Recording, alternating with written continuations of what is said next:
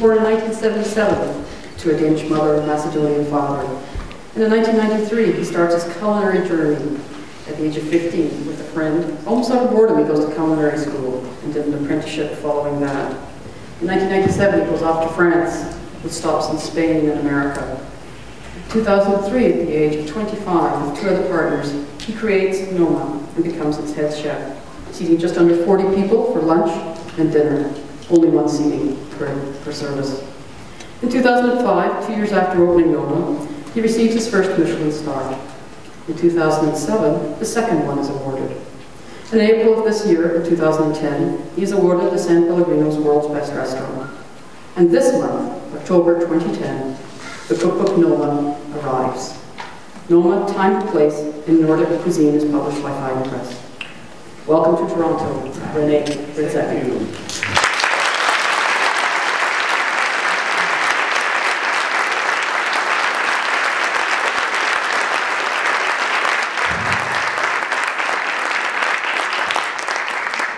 Well, we decided how we were going to talk today. You said you wanted to show some film clips right off the bat so people would know what's going on.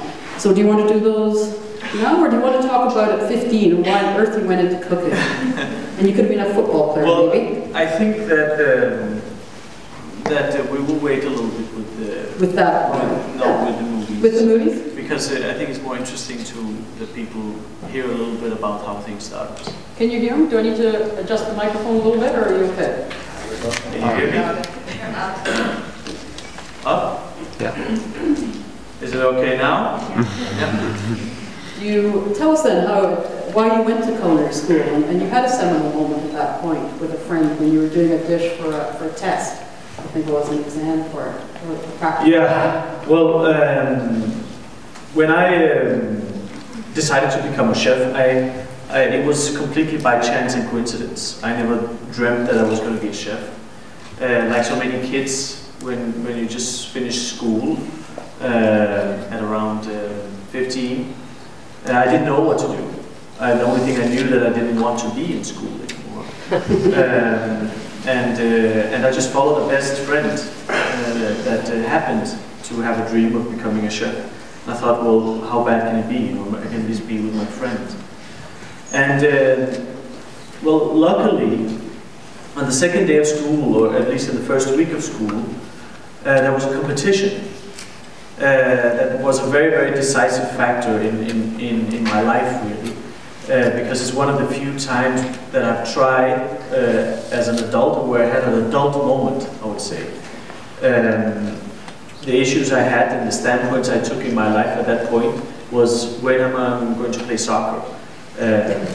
How do I talk to that girl and that girl, you know? That was like the major problems in my life and the standpoints. I wasn't worried about many things. So this competition, the teacher asked us to find a recipe, and it was a competition. We would cook it, and we would be judged on the appearance of the dish and how it tasted.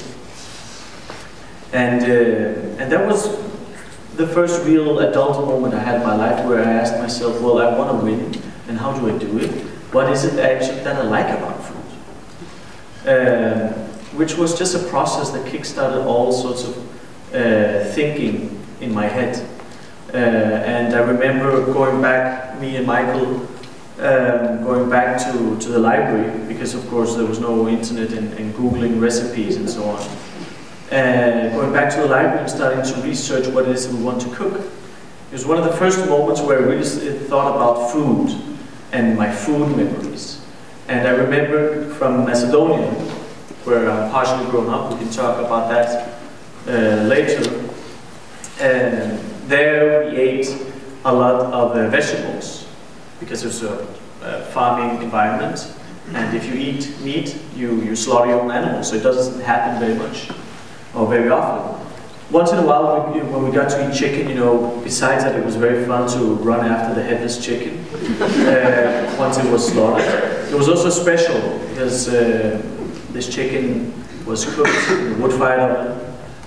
Underneath the chicken was rice with condiments and spices in it, and all the juices dripped into this rice. And I remember that, and today still that type of chicken is just, you know, my favorite meal. So, thinking about this, we found a chicken recipe. Cooked chicken with rice and then a cashew nut sauce, which back then was completely unheard of. You know, nobody has ever heard of cashew nut. And I thought it was a little daring. And that was also a big surprise to myself why, you know, why is it that I think it should have cashew nut sauce. I remembered that I thought that was interesting. Something that was new, we didn't know about. And then afterwards, you know, I think to myself, well, where did this come from suddenly? I couldn't understand it myself.